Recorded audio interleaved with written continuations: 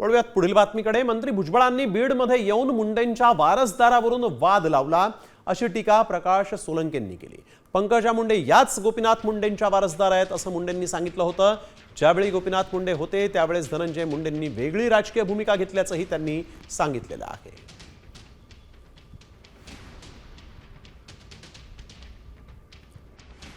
छगनराव भुजबळांनी या ठिकाणी एक नवीन वाद निर्माण केला। ते आले कशासाठी होते ते तर बाजूलाच राहिलं, पण गोपीनाथरावचे खरे वारसदार कोण आहेत हे त्यांनी जाहीर करून टाकलं।